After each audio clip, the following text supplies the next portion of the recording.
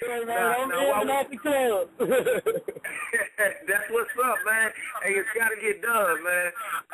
While we were sitting here, man, my Twitter's been going crazy, man. People have been texting me here on the show. One question that I got from a DJ, I thought this was pretty good since we have you on, because we're going to go ahead and swing into your interview since we are a little bit late getting started here tonight.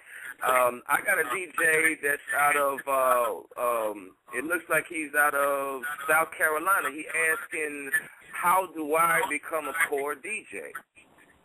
Oh, my goodness. That's a good question, and I'm honestly going to give it to you 100, bro. I can't answer that question because when I became a part of the core DJs, I wasn't looking to be a core DJ. You know, right. Tony Neal was just a friend of mine. You know, he was someone who had been watching me. He was interested because I was young and I actually had skills with vinyl, and he just took a liking to that and just started watching me. And once I got bound to him and he got us to Def Jam, he made it official then. But I've always been core DJ affiliated. I've just never been on the official roster. Why? I don't know. I'm just grateful that he saw it was time for me to be a part of the organization. Definitely, definitely. Well, I was sitting here reading your bio, man, and I got to say I was very impressed. You know, we keep up with a lot of artists and a lot of DJs to the best of our abilities here. But, you know, as with everything, it's so many that pop up. What are some of the things that you did towards the beginning of your career that lets you know that this is something that I need to be sticking with? It had to be the first time I actually saw DJ Ferris spinning, or the first time I actually saw Jam Master Jay live spinning. Like, I was privileged enough to do both of those early. At that point, it was like cool, but really I wasn't DJing. Like, I wasn't interested in DJing. I was actually writing raps, but nobody liked me. I was a loner, you know. Okay. And because I couldn't get no beats from nobody, or nobody wanted to take me to the studio with them or nothing like that, I started grabbing records and playing with equipment and tearing up equipment. And as I started going to the clubs, I just started hanging around the DJs. And this guy by the name of DJ Chip just happened to notice me just sitting there watching his every move, and he asked me what I can do, and I got on the tables and impressed him for somebody who had never been taught, just kind of learned by watching. He sat there and worked with me, and after that, it was just, when I go out, I'm somewhere where the DJ at, because I just like to sit back and learn. Don't nobody got to talk to me, just put me where the DJ at. Right. Definitely. Well, as a producer, I gotta say that's just how it happens, man. You know, I started off with a good buddy of mine that has been doing big things. A guy by the name of Rifleman, used to be Blow Fly, Real to Real. I know exactly who that is. Oh, we'll bet that's it. In any case, you know, that's how it was. We started off, you know, nobody really wants to give you a chance, but that hunger and that desire will drive you to develop a skill, and that skill can get you noticed. So, you know, you said you were setting up at the club tonight, and one of the things I want to do real quick while we still got a lot of listeners on and everybody's still blowing the phone lines up, we're going to open up for a question in a minute. Where do you spin, and where can people come out and check you out, man? Well, I ain't gonna lie. For a while, I strayed away from regular clubs, like party clubs or whatever you want to call them, because the promoters were doing shady stuff, and they still doing it. But I grabbed a hold of the strip club world real quick. You know, it was more profitable, and it was easier to understand how to break records and what records are good records and not. Because if the girls like it, you win. I don't care where you go. Wherever the girls at, if they like your song, you good. You know, so my claim to fame came from being around the strippers and playing things that people don't play. Like, I dissect the shit out of albums. Like, albums, I pick them apart. Like, you might think Gangsta is the hardest song on Slim Thug's new CD, but I'm finna start jamming the song with Big Crit.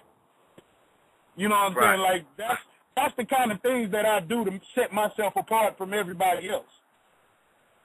Because I know that these people are not scared, are not willing to get out here and gamble with this type of music or with these songs. Like, niggas ain't scared to gamble with hip-hop, but it seems like niggas is only spinning songs that are on the radio.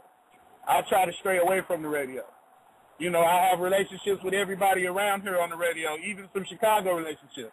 And it's like, I just let them know, like, hey, man, this is a hot song in the streets. This is a hot song in the streets. And then all of a sudden now, you got all of these songs that you never would have thought of been coming out as singles is getting hella radio play.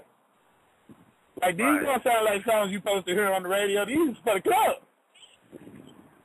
But they on the radio, you know, and you just wondering how, like, DJs got to be, can't be scared to take that gamble. The music game has been a gamble, and with all the BS that's going on in our game right now, in our culture, like, it's even more of a gamble, but you can't be scared to gamble. Like my grandfather used to say, scared money don't make nothing.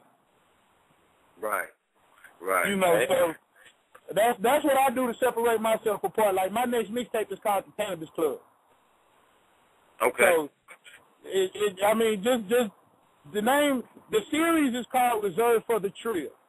But this one is volume 2, and this one is the kickoff of another series called The Cannabis Club, which is the lifestyle that me and my crew live. Right. You know what I'm saying? So, let me just say that we are great friends with Wiz Khalifa. We are great friends with Currency. We are great friends with Killer Calio. We are great friends with Big Quick. Like, these aren't people that we just tweet. Like, I can text them and talk to them like I'm talking to you right now. Right. You know what I'm saying? And we all live pretty much like, we all believe in the same things. Like, we see the same goal, we just walk in different paths. Exactly. Well, about that kind of stuff. One of the things I wanted to ask you is okay, I observed one of your brands that I don't know if you started it or if that is your particular brand, but I definitely see that you're associated with it. And it's the Dallas City Council. Tell everybody at that radio name, what is that about?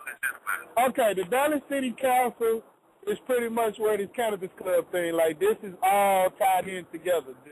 The Cannabis Club CD is not only to let people see why we live the way we live or why we act the way we act, but, you know, why we smoke the way we smoke. You know, it's really kicking off a lot for us. It's kicking off the whole DCC brand, which is the Dallas City Council, which is the way we're spelling our blog site, the DA Cannabis Club, which is also abbreviated DCC.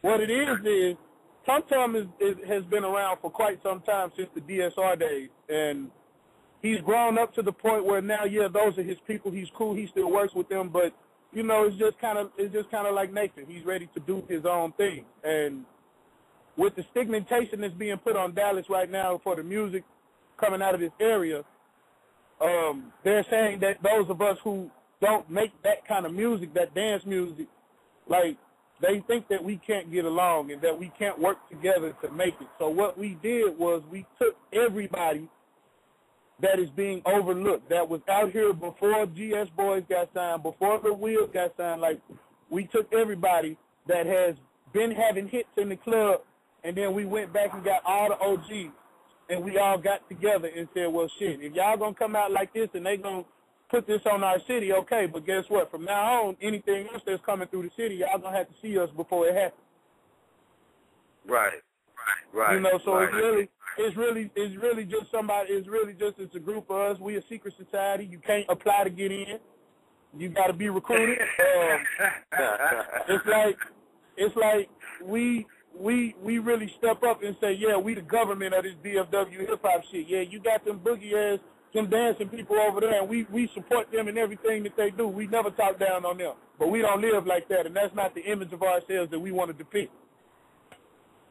Exactly. You know what I'm saying? So what we did was we got everybody together. Myself, Tum Tum, Big Hood Boss, Lil Man, Lil Ronnie, TV Double, DJ Q, who is the newest on-air mixer with Quick Mix Rick at 97.9 in Dallas. And then Dosky G, T Cash, OG.